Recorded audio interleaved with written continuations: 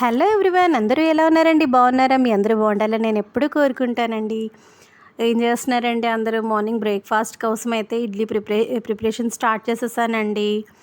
ఆ తర్వాత ఏంటంటే దాంతోపాటు బొంబాయి చట్నీ చేద్దామనేసి ప్రిపరేషన్ చేస్తున్నాను. ఇది ర్యాండమ్ వ్లాగ్ అండి.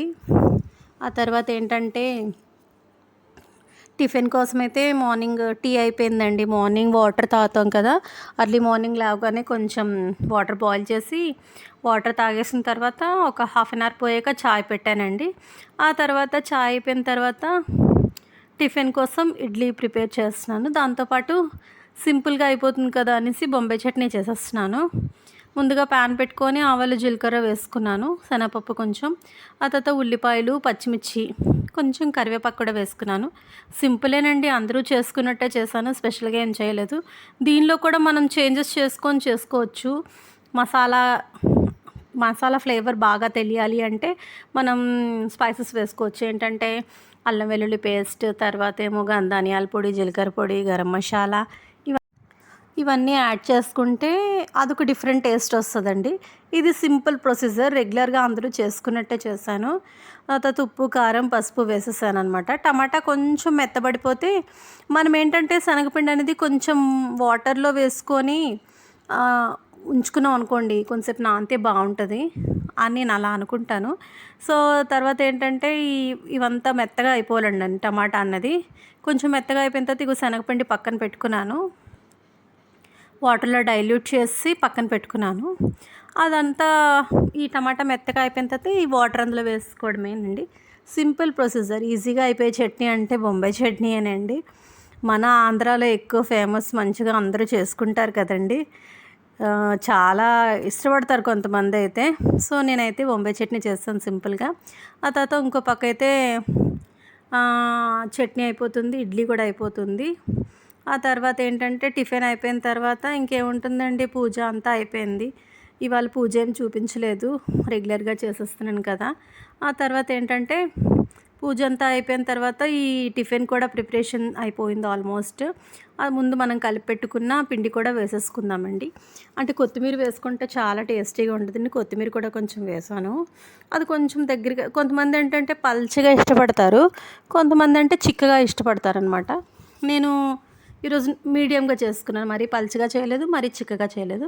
కానీ కొంచెం గరం మసాలా పౌడర్ యాడ్ చేశానండి. సింపుల్గా ఉంటే మరీ తినలేరేమో కదా అనేసి. చాలా బాగుంది, మంచి టేస్టీగా వేడి వేడి ఇడ్లీలో చట్నీ వేసుకొని తింటే సూపర్ ఉంటుందండి. మీరేం చేసుకున్నారండి బ్రేక్ఫాస్ట్కి? ఆ బ్రేక్ఫాస్ట్ అంతా అయిపోయిన తర్వాత లంచ్ కోసం రైస్ పెట్టేశాను. ఆ తర్వాత ఏంటంటే ఇది చెప్పాను కదండి ర్యాండమ్ వ్లాగ్ అని, ఫిష్ ఫ్రై చేశానండి. ఇవి సవడా అంటారు కదండి, ఆ ఫిష్ అనమాట. ఆ తర్వాత కొంచెం ఉప్పు, కారం, పసుపు, ధనియాల పొడి, జీలకర్ర పొడి వేసి మ్యారినేట్ చేసి ఉంచుకున్నాను. ఆ తర్వాత ఫిష్ కర్రీ ఇవాళ సింపుల్గా చేసేస్తున్నానండి, గ్రేవీలా చేస్తున్నాను. ఆ తర్వాత ఫ్రై కూడా చేస్తున్నాను, రసం కూడా పెట్టాను అనమాట. చూసారు, అవన్నీ ముందుగా మ్యారినేట్ చేసి ఉంచుకున్నాను. అదేంటంటే కొబ్బరి పచ్చడిది ఉంది, అది చూపిస్తున్నాను అనమాట. ఇది ఫిషెస్ ఏమో గ్రేవీ చేస్తున్నానని చెప్పాను కదండి. ఆ తర్వాత ఏంటంటే ముందు ప్యాన్ పెట్టుకున్నాను, ప్యాన్ పెట్టుకొని కొంచెం ఆయిల్ వేసుకున్నాను. ఆయిల్ వేసుకొని ఈ గ్రేవీకి మనం రసం చేసుకుంటే చాలా బాగుంటుందండి. నేనైతే రసం చేశాను. మార్నింగ్ కొంచెం కొబ్బరి పచ్చడి కూడా చేశాను, చెప్పాను కదండి ఇది ర్యాండమ్ వ్లాగ్ అని. ఆ కొబ్బరి పచ్చడి కూడా మీకు చూపించాను అదే. తర్వాత ప్యాన్ పెట్టుకొని ప్యాన్లో ఆయిల్ వేసుకొని, ఆయిల్ కొంచెం హీట్ ఎక్కిన తర్వాత ఉల్లిపాయలు ఎక్కువ వేసుకోవాలండి, మంచిగా చిన్నగా తరుక్కొని. ఉల్లిపాయ, పచ్చిమిర్చి బాగా వేగిన తర్వాత మనం అల్లం వెల్లుల్లి పేస్ట్ వేసుకోవాలండి. సింపుల్గా గ్రేవీ అండి, చాలా టేస్టీగా వస్తుందండి ఇలా చేసుకుంటే.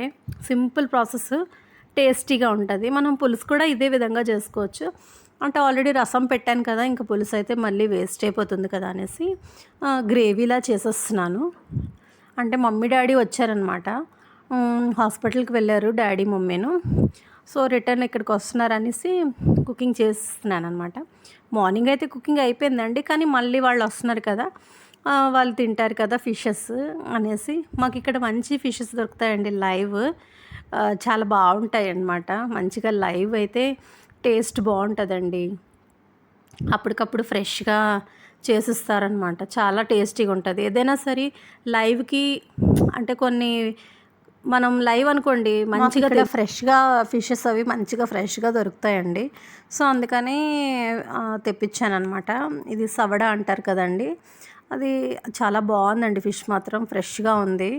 లైవ్ ఫిష్ అది. ఆ తర్వాత ఈ ఉల్లిపాయలు అవి మంచిగా వేగిపోయిన తర్వాత మనం అల్లం వెల్లుల్లి పేస్ట్ ఫ్రెష్‌గా అప్పటికప్పుడు దంచుకొని వేసుకుంటే ఈ అల్లం వెల్లుల్లి పేస్ట్ అనేది మనకేంటంటే పచ్చివాసన పోయే వరకు వేయించుకోవాలండి. సింపుల్ ప్రాసెస్సే, ఈజీ ప్రాసెస్ చేసుకోవచ్చు మనం కూడాను. ఆ తర్వాత ఏంటంటే ఈ కుకింగ్ అంతా చేసేసుకుంటాం ఫాస్ట్‌గా. ఆ తర్వాత వచ్చిన తర్వాత మమ్మీ వాళ్ళతో కొంచెం టైం స్పెండ్ చేయొచ్చు అనేసి ఫాస్ట్‌గా చేసేస్తున్నాననమాట. ఈలోపే మమ్మీ, డ్యాడీ వాళ్ళు వచ్చేసారు. మరి నేను వాళ్ళని క్యాప్చర్ చేయలేదనమాట. హాస్పిటల్‌కి చూపించుకోవడానికి వెళ్ళారనమాట. మమ్మీ కొంచెం బాలేదు అనేసి వెళ్ళారు. ఆ తర్వాత ఏంటంటే మీరేం చేసుకున్నారండి లంచ్‌లోకి? కామెంట్ సెక్షన్‌లో కామెంట్ చేయండి. ఆ తర్వాత ఏంటంటే ఇది బాగా ఫ్రై అవుతుంది కదండీ! మంచిగా కలుపుకొని కరివేపాకు, కొత్తిమీరి, అల్లం వెల్లుల్లి పేస్ట్, టమాటోలు ముందుగా అన్నీ కట్ చేసుకొని పక్కన పెట్టుకున్నాం అనుకోండి.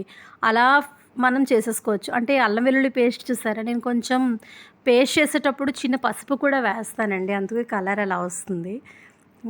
పసుపు వేస్తే మనం ఒకవేళ స్టోర్ చేసుకున్న కొన్ని రోజులు మనకి ఉంటుందన్నమాట. అందుకనే నేను పేస్ట్ చేసేటప్పుడు కొంచెం పసుపు, ఒక 1-2 డ్రాప్స్ ఆయిల్ కూడా వేస్తాను.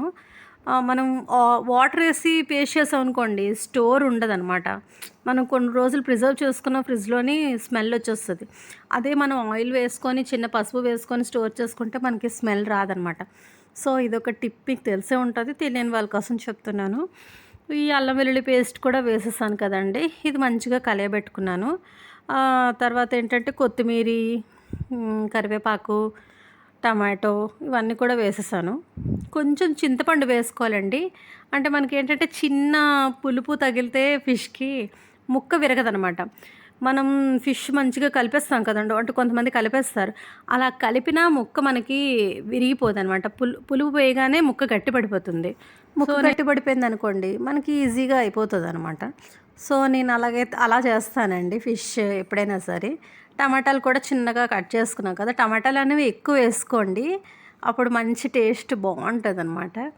ఎందుకో ప్రతి కర్రీలోని ఎంత వేసినా సరే టమాటో టేస్ట్ అనేది చాలా బావుంటదండి. నేనైతే మాత్రం ఎక్కువ యూజ్ చేస్తానండి టమాటోలు.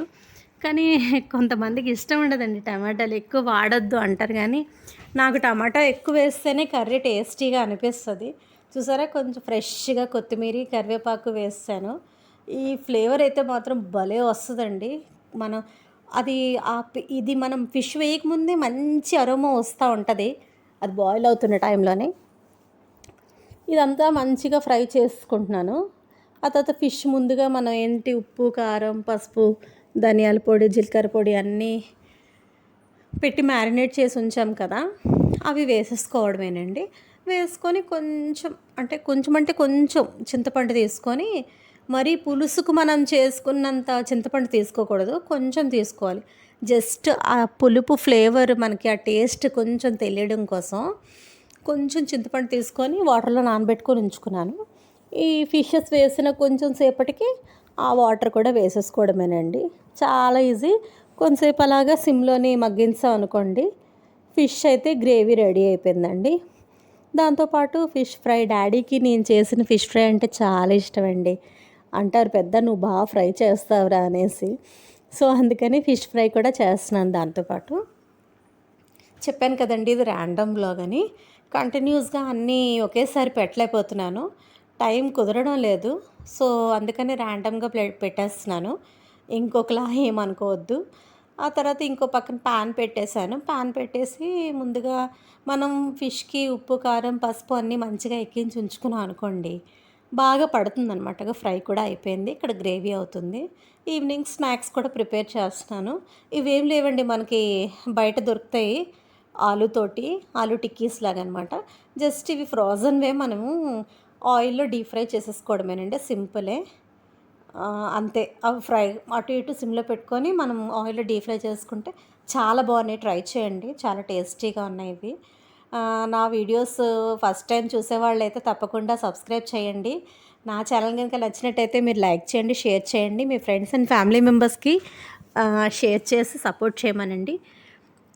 ఏవైనా మిస్టేక్స్ ఉంటే కొంచెం ఇగ్నోర్ చేయండి.